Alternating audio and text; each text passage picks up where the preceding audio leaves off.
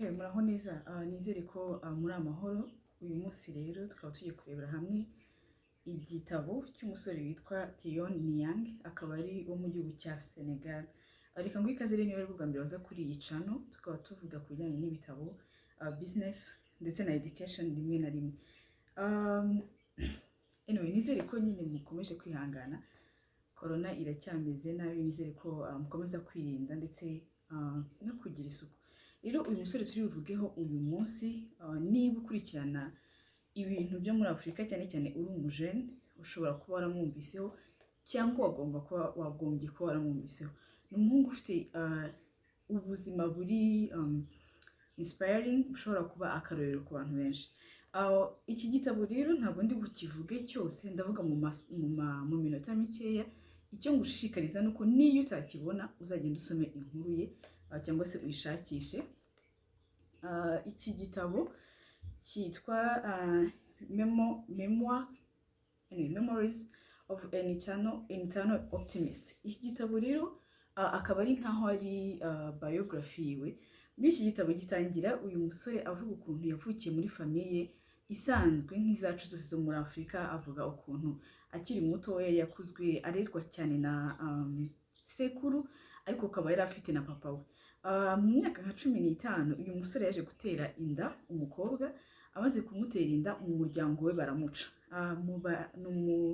Ni umuyisilamu. Rero abayisilamu muri ahantu avuka n'aba radicaliste bagira amategeko nyine bagenderaho. Iyo uyishe hari ingaruka zabyo. Uyu muhungu rero igihe acyumvikana na papa we mu muryango we, yahisemo kujya kuba ahantu ku musigiti, ahantu kure. Aragenda amaregeye nk'amezi 8, hafi umwaka atabona n'umuryango we, ashaka Imana, ariko noneho ashaka no kugira ngo process yose nyine ari agahinda, ari regret z'ibyo yakoze zise nkaho zigabanuka. Uyu musore rero nyuma yaho aza kuva iwabo mu cyaro akajya muri Dakar, Senegal. Impamvu mvuga ngo iyi story ye iratangaje nuko urugendo rwe, avuga ukuntu yavuye muri Senegal akaza muri Leta Zunze Ubumwe za Amerika ari umukene, utavuga ngo hari undi muntu wamufashije wenda se amuha opportunité yindi idasanzwe. Mu myaka 8 gusa akaba yaraje kuba perezida w'abademokrate mu gihe cya Obama akigera aho ngaho.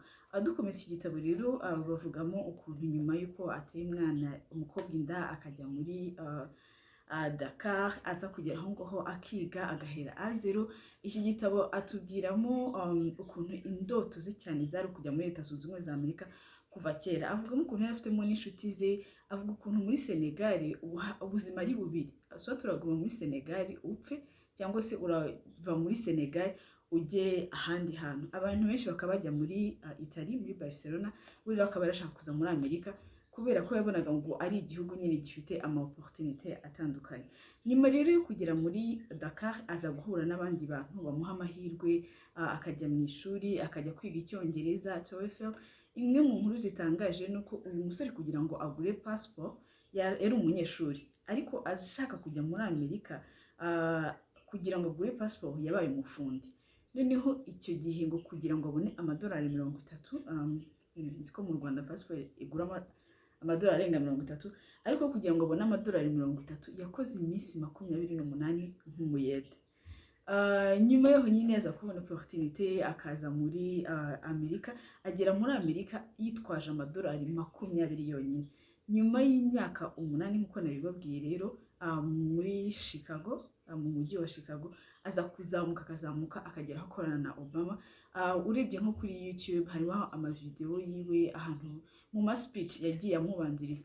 Ikintu cyiza rero kindi kiri inspiring nuko uyu musore ntabwo yahisemo kuguma muri Leta Zunze Ubumwe za Amerika. Yaje gusubiza amaso inyuma areba ukuntu muri Afrika dufite resources zititabwaho. Usanga abantu badaha agaciro, ugasanga Afrika ikomeza gukiza ibindi bihugu ubwaye kabitikiza. Kuri ubu ngubu ni umumiliyarderi, akaba ahinga iwabo. Ugende nanone kuri internet wabona ibikorwa byiwe by'ubuhinzi. Ahinga inyanya, ahinga ibirayi, ahinga ibintu byose bishoboka. Yibera nyine yisubiriye iwabo nyuma yo kuva muri Leta Zunze Ubumwe za Amerika akiri mutoya, afite imyaka 40. ubu ngubu ashishikariza abandi gusubira muri Afurika. Who knows, natwabona dusubiyeyo. Nizere ko rero muri make nutabona iki gitabo uri bugende ugashreba amakuru ya Theon Niyang, byibura ukagira inspiration, surtout ko ibihe turimo akenshi umuntu abona ko feasibility kugira ngo ugire ikintu ugeraho muri iyi minsi biragoye, na corona yaba ari ababuze imirimo, yaba ari twese hari ukuntu nyine turi in our heads ku buryo butatworoheye.